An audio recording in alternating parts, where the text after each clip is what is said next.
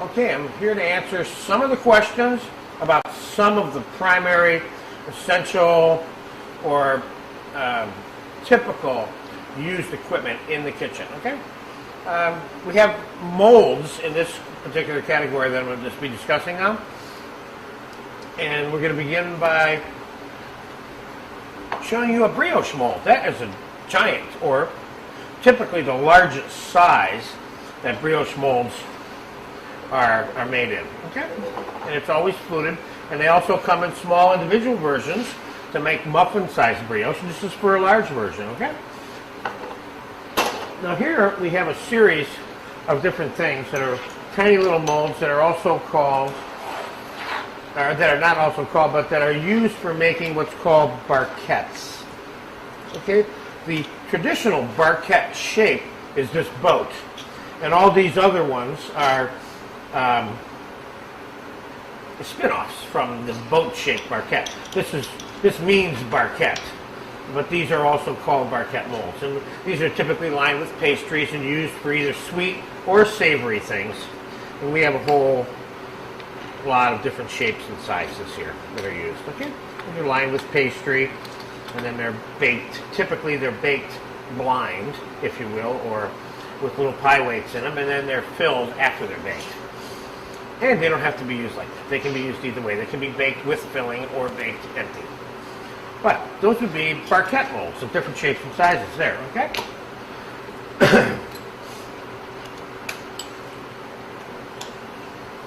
And they are the cutest, most daintiest little things you'll ever see.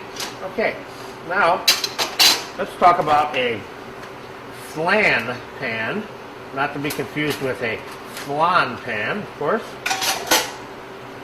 This is a flan or tart pan, as some people are call them. And these are fluted-sided, false bottoms. Okay. These are essential and important, and they are also called tart pans. And in the case of the lower ones, particularly the rings themselves, these are also referred to as flan rings. One puts that on a sheet pan, lines this with the dough, and so on and so forth. Same thing here. Okay? Can't have a good kitchen without some tart pan in it. Because you got to be able to make a tart once in a while. All right. Now we have here what's called a timbale, or some people call timbale molds. Okay? And I have a couple different shapes here. Okay? One is an oval. Timbale, of course, can be any. This theoretically is a timbale right here also, even though this is traditionally referred to as a charlotte mold, and you can identify that because of the handles and the shape of them. These are the handles and the shape of the handles that are put on molds that are called charlotte molds. Charlotte molds, of course, are used for making charlottes, which is a classic French dessert. So, but back to the timbale molds, even though that charlotte mold technically is a timbale, that's probably the largest timbale that you'll ever see. But they come in all different shapes and sizes. Like I said, here's some ovals and here's some rounds. And they come, from as low as the size of a thimble, all the way up to that charlotte mold right there, and all different shapes in between too. Okay, so those are timbales, or also called timbales. All right. This, which in America some people refer to as an angel food cake mold, is really what we call a Savarin mold. Savarin, of course, is named after Brillant Savarin, which was a famous French magistrate and cook and gourmet, if you will, in France. And of course, the traditional Savarin, which is a sweet almond yeast cake, which is typically made in this mold. This mold is used for a lot of things. And so whatever you make in here, even if it's not a Savarin per se, as in sweet yeast cake with almonds, it's typically referred to as a Savarin. So if I filled this with, say, salmon mousse and poached it and turned it out, I would probably call this a Savarin of mousse of salmon because of the mold it was made in. So that is a Savarin, S-A-V-A-R-I-N mold. Okay? Here we have a classic Italian ravioli loader and cutter right here. This is where you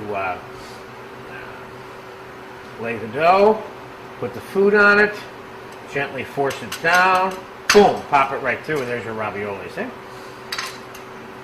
This is a great size for the home version.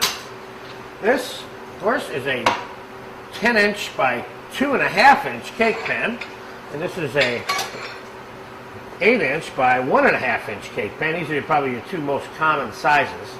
And they're used for making cakes. That is a cake pan. This, of course, is a series of different kinds of ceramic molds. Okay?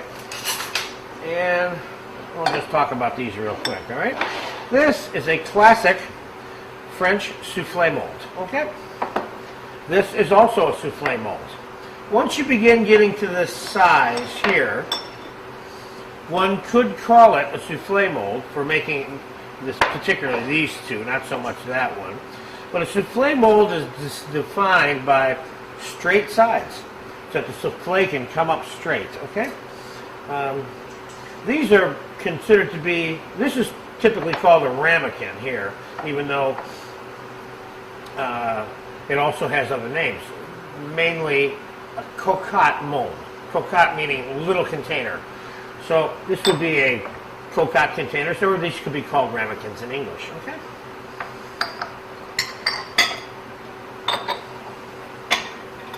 And here we have the classic French ceramic tureen.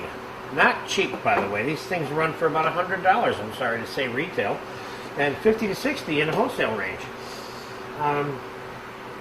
This T-E-R-R-I-N-E,